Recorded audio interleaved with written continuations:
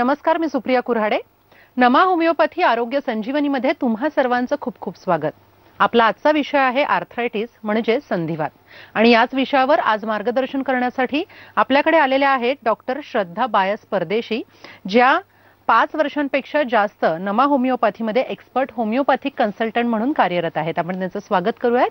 Madam, तुमचं कार्यक्रमात खूप खूप स्वागत. नमा होमिओपॅथीचे कर्नाटक आणि महाराष्ट्रामध्ये एकूण 21 शाखा आहेत.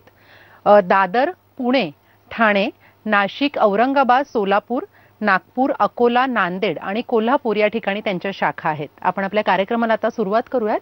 मॅम, आपण जसं म्हणालो की संधिवात म्हणजेच आर्थरायटिस, नेमका हा आर्थरायटिस म्हणजे नेमकं काय हे आपण थोडंसं समजावून सांगूया. संधिवात म्हणजे काय हे सांगण्याआधी मला हे सांगायला अवश्य आवडेल की संधिवात हा जो आजार आहे हा प्रचंड वाढणारा आजार असून आपल्या महाराष्ट्राची जी लोकसंख्या आहे तर 11 करोड लोकसंख्या आहे, त्याच्यामध्ये ऑलमोस्ट 70 to 80 lakhs लोकांना हा आजार होताना आम्ही पाहतोय. म्हणजे हा एक गंभीर प्रकारचा आजार होतोय आणि हा झपाट्याने वाढत चाललेला आजार आहे. त्याच्यामुळे वेळीच या आजाराला आपण नाही लक्ष दिलं तर हा आजार खूप पुढे जाऊन प्रॉब्लेम क्रिएट करतो. जसं तुम्ही मला विचारलात की संधिवात म्हणजे काय, संधी याचा अर्थ होतो हाड, वात म्हणजे त्या हाडांना येणारी सूज, त्याच्यामधून होणारे वेदना आणि त्याच्यामधून जो आजार उद्भवतो त्याला आम्ही संधिवात असं म्हणतो. तसं संधिवातामध्ये पाहायला गेलं तर 100 पेक्षाही जास्त प्रकार आम्हाला पाहायला भेटतात आमच्या प्रॅक्टिसमध्ये. पण डेली जे आम्ही प्रॅक्टिस करतो त्याच्यामध्ये 6 ते 7 प्रकार जास्त प्रमाणात आम्हाला पेशंट्स आमच्याकडे येतात. त्याच्यामध्ये मुख्य जो प्रकार आहे त्याच्यामध्ये वयानुसार होणारा संधिवात, जेणेकरून की आधी जे 60 नंतर 70 नंतर गुडघ्यांमध्ये कमरेमध्ये त्रास होत होता, पण आता 35-40 सुद्धा पेशंट्समध्ये गुडघेदुखी, मानपाट कंबरदुखीचे जे प्रॉब्लेम येतात. तर हा जो वयानुसार होणारा जो आर्थरायटिस आहे त्याला ऑस्टिओआर्थरायटिस म्हणतात. या आजारामध्ये तुमच्या हाडांची घनता कमी होते, त्याचबरोबर तुमच्या हाडांमधल्या ज्या गाद्या आहेत त्या लवकर झिजल्या जातात, त्याच्यामधून पेशंटला चालता उठता बसताना कटकट असा आवाज येतोय, त्यांच्या डे टू डे ज्या ॲक्टिव्हिटीज आहेत त्याच्यावर त्याचा दुष्परिणाम होतोय. प्लस हा जो आजार आहे याच्यामध्ये मोस्टली स्त्रियांना आम्ही पाळी गेल्यानंतर सुद्धा होताना जास्त प्रमाणात बघतोय. कारण की पाळी गेल्यानंतर आपल्या शरीरामध्ये इस्ट्रोजिन नावाचा एक हार्मोन असतो, त्याची मात्रा आपल्या शरीरामध्ये कमी होते आणि हाडांची घनता कमी होते आणि हा प्रॉब्लेम होतोय. जसं हा जो आजार आहे याच्यामध्ये तुमच्या शरीरातले मोठे सांधे अफेक्ट होतात. जसा गुडघा आहे, खांदा आहे, तुमचं एल्बो जॉईंट असू दे, हिप जॉईंट असू दे, आपल्या शरीरातल्या मोठ्या सांध्यांपासून याची सुरुवात होते आणि हळूहळू पेशंटला त्यांच्या डे टू डे ॲक्टिव्हिटीजमध्ये या आजाराला त्रास होतोय.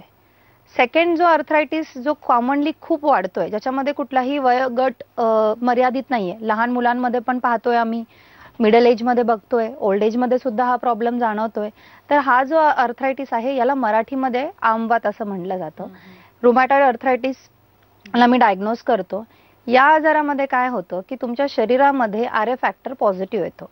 आता हा जो आजार आहे, बरोबर मॅम, आपण पुन्हा बोलणारच आहोत या सगळ्या विषयावर, पण आता आपल्याशी एक प्रेक्षक कनेक्ट झालेत, आपण त्यांच्याशी बोलूयात. नमस्कार, कोण बोलतंय? माझं नाव सतीश आहे. मी जास्त म्हणजे वर्कआउट जास्त असतो, माझा कामाचा लोड जास्त असतो, पण नेहमी मला जेव्हा काम करत असतो तेव्हा गुडघ्याचा त्रास खूप जास्त प्रमाणात दुखतो. डॉक्टरकडे पण गेलो, डॉक्टरना सांगितलं, काही प्रमाणात गोळ्या दिल्या पण तेवढ्या पुरतं बरं वाटलं. पण नंतर जेव्हा बोललो डॉक्टरांना की माझा गुडघे जरा जास्तच दुखतात, तर त्यांनी मला सांगितलं की तुम्हाला ऑपरेशन करावे लागेल. पण मला ऑपरेशन न करता काही तुमच्याकडे असं सजेशन आहे का की गोळ्यांनी किंवा असं कुठची ट्रीटमेंट घेतल्यानंतर की गुडघ्याचा आजार बरा होऊ शकतो? बरोबर, आपण विचारूयात डॉक्टरांना. मॅम, काय सांगाल? नक्कीच हा जो आजार आहे हा आपण कमी करू शकतो. तुमचं वय किती आहे? माझं 48 वय आहे. आणि काम काय करता तुम्ही? शेतकरी आहे. बरं, आणि हा जो त्रास किती दिवसांपासून होतोय तुम्हाला? मला गेली 1.5 वर्ष झाला हा त्रास होतो. बरं, आणि दोन्ही गुडघ्यांमध्ये त्रास होतोय? हा एक थोडा कमी दुखतो पण एका गुडघ्याला जास्त त्रास होतो. आणि वजन किती आहे तुमचं? वजन आता 98 आहे. बरं, तर मुख्य या पेशंटमध्ये जो प्रॉब्लेम आहे, तर कधी कधी जसे गुडघेदुखीला मी म्हणले की ओव्हर वेटमुळे म्हणजे वजनाचा जास्त ताण पडल्यामुळे तुमच्या गुडघ्यांमधल्या ज्या गाद्या आहेत त्याच्यामध्ये घर्षण जास्त प्रमाणात होतात. कार्टिलेज आतलं जे लिक्विड आहे सायनोव्हियल फ्लुइड त्याच्यामध्ये जास्त डॅमेज होण्याच्या शक्यता राहतात. तर डेफिनेटली तुम्हाला पहिलं तुमचं वजन कंट्रोल करावं लागेल. त्याचबरोबर एक चांगला आहार प्लस व्यायाम आणि आपल्या नमा होमिओपॅथीच्या जवळच्या क्लिनिकला तुम्हाला यावं लागेल. त्याच्यामध्ये आपण तुमच्या जे तुम्हाला एक्सरे वगैरे काढलेले आहेत ते बघून आपण याच्यामध्ये बेस्ट कशी ट्रीटमेंट देऊ शकतो. कारण की तुम्ही 1.5 वर्षापासून हा त्रास तुम्हाला होतोय, तर डेफिनेटली असे खूप सारे पेशंटला आपण बरं केलेलं आहोत. पण तुम्हाला लवकरात लवकर आपल्या क्लिनिकला येणं गरजेचं आहे. कारण की आता पण आपण याला असंच टेम्पररी ट्रीटमेंट जर घेतली तर परत हा आजार खूप वाढण्याच्या शक्यता आहेत. पण हा जो प्रॉब्लेम आहे आपल्या औषधांनी डेफिनेटली कमी होऊ शकतो. नक्कीच मॅम. सतीशजी, तुम्हाला तुमच्या प्रश्नाचं उत्तर मिळालेलं असेल, त्यामुळे दिलेल्या क्रमांकावर तुम्ही संपर्क साधा आणि डॉक्टरांची अपॉइंटमेंट घ्या. या आजाराला आम्ही ॲटो इम्युन डिसीज म्हणतो.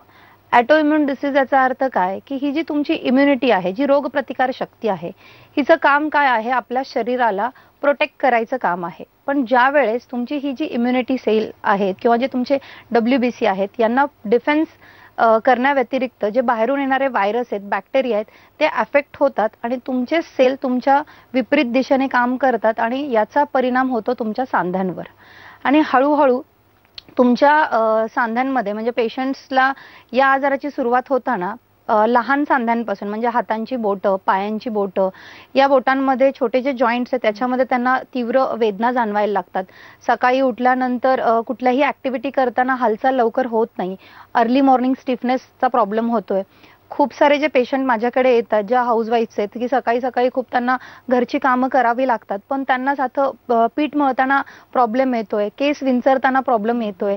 तर या डे टू डे ऍक्टिव्हिटीजमध्ये सुद्धा त्यांना खूप प्रॉब्लेम होतोय. तर इम्पॉर्टंट काय आहे की तुमच्या या आजाराचं जे मूळ कारण म्हणले की तुमची इम्युनिटी तुमच्या विपरीत दिशेने काम करून तुमच्या शरीरामध्ये हा इन्फेक्शन वाढतो आणि हळूहळू तुमच्या सांध्यांमध्ये हा आजार वाढायला लागतो. हा जो आजार आहे लहान सांध्यांपासून तर मोठ्या सगळ्या सांध्यापर्यंत हा आजार वाढू शकतो आणि हा आजार खूप झपाट्याने वाढतोय. इव्हन दो डिलिव्हरी नंतर सुद्धा खूप साऱ्या स्त्रियांमध्ये थंडी ताप येतोय आणि तिथून हा आजार सडनली वाढताना आपण बघतोय. आणि हा आजार स्टेप बाय स्टेप एवढा वाढतोय की पेशंट्समध्ये या आजारामध्ये जे हाडं आहेत त्याची रचना पूर्णपणे वाकडी होते किंवा त्या जे तुमचे हाडं आहेत त्याची विकृती निर्माण होते, जेणेकरून की डिफॉर्मिलिटी स्टार्ट होतात. एकदा डिफॉर्मिलिटी स्टार्ट झाली तर कुठल्याही औषधांनी त्याला सरळ करता येत नाहीत आणि या डिफॉर्मिलिटीमुळे पेशंटला साधा अर्धा किलो वजन सुद्धा उचलता येत नाहीत. म्हणजे प्रत्येक डे टू डे ऍक्टिव्हिटीमध्ये त्यांना कुणावर अवलंबून राहण्याची वेळ येऊ शकते. तर हा जो आजार आहे तर हा खूप झपाट्याने वाढतोय, जे आमवात आहे. आणि तिसरा जो जास्त कॉमन आजार सध्या आजकाल वाढतोय तो आपल्या चुकीच्या जीवनशैलीमुळे हा आजार जास्त वाढतोय. याला गावठी अर्थरायटिस असं म्हणतोय. आपल्या शरीरामध्ये आपल्या रक्तामध्ये युरिक ऍसिड नावाचं एक प्रोटीन आहे. त्याची जी मात्रा आहे आपल्या शरीरामध्ये वाढल्यामुळे आणि हे जे युरिक ऍसिड आहे हे लघवीमधून बाहेर पडायला हवं, पण हे ज्यावेळेस असं पडत नाही आणि तुमच्या सांध्यांमध्ये जाऊन ते डिपॉझिट होतं आणि हळूहळू तुमच्या सांध्यांना सूज येते, लालसरपणा यायला लागतं आणि प्रचंड वेदना होतात. म्हणजे पेशंटला साधं एका जागेवरचं दुसऱ्या जागेवर सुद्धा जाता येत नाही. म्हणूनच या आजाराला किंग ऑफ डिसीज असं म्हणतात. प्लस अनवॉकेबल डिसीज सुद्धा असं म्हणलं जातं, बिकॉज पेशंटला हालचाल सुद्धा करणं मुश्किल होऊन जातं. त्याच्यामुळे पेशंटला प्रत्येक गोष्टीसाठी कुणावर अवलंबून राहावं लागतं. आणि या केसेसमध्ये काय होतं की टेम्पररी ट्रीटमेंट घेतली जाते. म्हणजे खूप त्रास होतोय, टेम्पररी इंजेक्शन्स घेतलं किंवा वेदनाशामक गोळी घेतली, 14 तासापर्यंत 18 तासापर्यंत त्या वेदना कमी होतात. जशा वेदनाशामक गोळ्यांची पॉवर कमी होते हा सगळा त्रास परत पुन्हा पेशंटला त्रास निर्माण चालू होतो. त्याच्यामुळे हा जो आजार आहे हा फक्त सांध्यांपुरता नाहीये, हा पूर्ण तुमच्या शरीराला होणारा आजार आहे. या सांध्यांमध्ये मोस्ट ऑफ दी आम्ही गाऊटमध्ये बघतोय की पेशंटचा अंगठ्यापासून या आजाराची सुरुवात होते, पण हळूहळू अंगठ्याबरोबर तुमच्या शरीरातले दुसरे सांधे सुद्धा अफेक्ट होतात. जसं आपण म्हणतो की अस्थमा अटॅक आपण म्हणतोय किंवा हार्ट अटॅक हे आपल्याला ऐकायला भेटतात, तसंच हा गाऊटचा सुद्धा एक अटॅक असतो ज्याच्यामध्ये पेशंटला सिव्हिअर वेदना होतात, चालता उठता बसता येत नाहीत अशा कंडिशनमध्ये पेशंट जाऊन रक्त सुद्धा तपासलं तर त्यांच्या रक्तामध्ये युरिक ऍसिडची जी मात्रा आहे बॉर्डरलाईन येते किंवा नॉर्मल येते, पण वेदना तरी पेशंटला होतात. याचा अर्थ काय की हा जो प्रॉब्लेम आहे जर आपण व्यवस्थित त्याला नाही डायग्नोज केलं तर हा प्रॉब्लेम खूप क्रॉनिक होऊ शकतो आणि याही आजारामध्ये तुमच्या हाडाची रचना बदलू शकते, हाडं डिफॉर्म होऊ शकतात, बेसिक ऍक्टिव्हिटी करण्यासाठी सुद्धा दुसऱ्यावर अवलंबून राहण्याची वेळ येऊ शकते. जसं हे जे बेसिक आहेत, जसं मी म्हणले वयानुसार होणारा, यंग एजमध्ये किंवा लाईफस्टाईल चुकीच्या असल्यामुळे हा जसा प्रॉब्लेम होतोय, तसाच मानपाट कंबरदुखी पण खूप वाढली आहे. लहान मुलांना सुद्धा मानपाट कंबरदुखीचा प्रॉब्लेम होतोय. त्याचबरोबर काय होतं की जसं सर्वायकल स्पॉन्डिलायसिस, लंबार स्पॉन्डिलायसिस हे जे प्रकार आहेत याच्यामध्ये तुमच्या जे मणके आहेत या मणक्यांमधील ज्या गाद्या आहेत त्याच्यामध्ये झीज जास्त प्रमाणात होते आणि मणक्यांमध्ये ज्या गाद्या आहेत त्या दाबल्या जातात, त्याच्यामधून नसा दाबतात, हातापायांना मुंग्या यायला लागतात, पेशंटला स्टिफनेस जाणवायला लागतो. सेम तुमच्या पाठीच्या मणक्यांमध्ये हा प्रॉब्लेम होताना आम्ही बघतोय. तर हा जो प्रकार आहे हा सुद्धा डे बाय डे आजकाल वाढताना बघतोय, बिकॉज लोकांची लाईफस्टाईल चुकीची होतीये, जीवनशैली व्यवस्थित नाहीये, व्यायामाचा अभाव आहे, लोक फास्ट फूडला जास्त प्रेफर करत आहेत. त्याच्यामुळे हा जो आजार आहे हा तुमच्या चुकीच्या लाईफस्टाईल आणि व्यायामाच्या अभावामुळे हा आजार जास्त फास्ट वाढताना बघतोय. याचबरोबर पोस्ट कोविड, जेणेकरून की कोविड सारखा जो आपल्याला एक व्हायरल इन्फेक्शन झाला त्याच्या सारखाच काही वर्षांआधी चिकनगुनियाची साथ सुद्धा खूप म्हणजे खूप वाढली होती. या चिकनगुनियाच्या साथ नंतर खूप साऱ्या पेशंटमध्ये हा त्यांना त्रास झाला होता. या त्रासामध्ये पेशंटला वर्षानुवर्ष त्यांच्या वेदना होत होत्या. असंच पोस्ट कोविड नंतर आम्ही काही पेशंटमध्ये बघतोय की कोविड झाला मॅडम, ताप थंडी चालू झाली आणि सांधे दुखण्याचा प्रॉब्लेम चालू झाला. या कंडिशनमध्ये आम्ही पोस्ट व्हायरल आर्थरायटिस असं म्हणतोय. म्हणजे या आजाराची सुरुवात तुम्हाला ताप थंडीपासून चालू होते. नॉर्मली आपल्याला वाटतं की ताप आलाय, आपण एखादी पॅरासिटामॉल वगैरे गोळी घेतोय, ताप कमी होतोय, पण या केसमध्ये वारंवार पेशंटला ताप येतोय, अंगामध्ये कणकणी जाणवतीये, पेशंट्सला अशक्तपणा जाणवतोय, कुठल्याही कामामध्ये उत्साह जाणवत नाही. तर अशी लक्षणं स्टार्ट होत त्यांच्या छोट्या सांध्यांपासून त्यांच्या मोठ्या सांध्यांपर्यंत हा आजार हळूहळू करत वाढायला लागतोय. आणि सगळ्यात इम्पॉर्टंट जे कुठलाही प्रकारचा जो संधिवात आहे, या संधिवातामध्ये पेशंटला कुठल्याही डे टू डे ऍक्टिव्हिटी करताना त्यांना त्रास व्हायला लागतो, स्टिफनेस व्हायला लागतं, सूज यायला लागते, वेदना व्हायला लागतात आणि त्यांना कुणावर तरी नकळत डिपेंड राहण्याची वेळ येऊ शकते. त्याच्यामुळे या केसेसमध्ये जसं तुम्ही सांगितलं त्यामध्ये एक आपण प्रकार असं बोललो की बॉर्डर लाईनला जरी युरिक ऍसिड असेल तरी सुद्धा पेन हे भयंकर पद्धतीने, तर मग चुकीचं डायग्नोसिस होत असेल का त्या पेशंट्समध्ये, म्हणून अशा पद्धतीचं पेन त्यांना होतंय का? डेफिनेटली. नॉर्मली काय होतं की प्रत्येक आजारामध्ये डिफरन्शियल गोष्टी आहेत. तो आजार कुठून चालू झाला आहे, त्याचं कारण काय आहे हे शोधणं खूप गरजेचं आहे. खूपदा लोकांना वाटतं की सांधे दुखतायत म्हणजे संधिवातच आहे. जसं मी म्हणलं की संधिवातामध्ये 100 पेक्षा जास्त आजार आपल्याला फाइंड आउट होतात. त्याच्यामध्ये ज्यावेळेस गाऊट सारखा जो आजार आहे याच्यामध्ये युरिक ऍसिड आपल्या रक्तामध्ये वाढलेला येतोय, पण खूपदा पेशंटमध्ये युरिक ऍसिड नॉर्मल येतं, कॅल्शियम व्हिटॅमिन सगळ्या गोष्टी नॉर्मल येतात, तरी सुद्धा सांधेदुखी होते. मग अशा केसेसमध्ये आपल्याला बाकी काही टेस्टिंग करणं गरजेचं आहे, ज्याच्यामध्ये RF फॅक्टर आहे, अँटी-CCP आहे, CRP आहे, ESR आहेत. अशा काही टेस्ट आहेत ज्या आपल्याला करावे लागतात आणि कुठलाही आजार असू दे याला योग्य ट्रीटमेंट भेटणं गरजेचं आहे. म्हणजे तुम्हाला वेदना होत आहेत म्हणून तुम्ही वेदनाशामक गोळी घेतलात, किती दिवस तुम्ही वेदनाशामक गोळी घेणार आहे? 1 दिवस 2 दिवस. पण हा जो त्रास आहे तुम्हाला वारंवार होणार आहे. त्याच्यामुळे कुठलीही वेदनाशामक तुम्ही गोळी जास्त दिवस घेतली तर त्याचा साईड इफेक्ट तुमच्या लिव्हरवर, तुमच्या पचनक्रियांवर किंवा तुमच्या किडनीवर होऊ शकतो. त्याच्यामुळे कुठल्याही वेदनाशामक गोळ्या न घेता एक्झॅक्टली डायग्नोसिस करून योग्य ती ट्रीटमेंट घेणं त्याला खूप गरजेचं आहे. बरोबर आहे.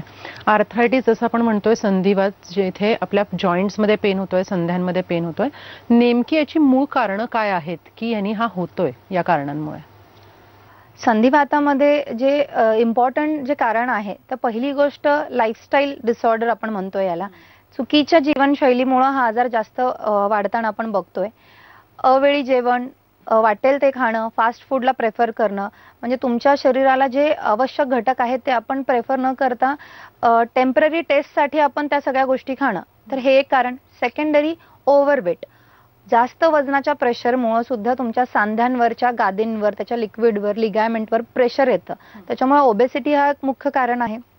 जसं आपण म्हणतो की फिजिकल स्ट्रेस किंवा फिजिकल ताणतणाव याबरोबर मेंटल स्ट्रेस सुद्धा तेवढाच मोठा फॅक्टर आहे जे संधिवातामध्ये जाणवतोय. कारण की जे आता वयानुसार होणारा जो संधिवात आहे त्याच्यामध्ये तुम्ही विटॅमिन डेफिशियन्सी, कॅल्शियम डेफिशियन्सी किंवा वजनामुळे आपण हे पेशंट आपण पाहतोय. पण काही जे आजार आहेत ज्यामध्ये तुमची मेंटल हेल्थ खराब होऊन म्हणजे मानसिक टेन्शन, ताणतणावामुळे तुमच्या शरीरामध्ये ऑटोइम्युन सारखा मोठा आजार निर्माण होतोय आणि त्यामुळे असे मोठे आजार होऊ शकतात.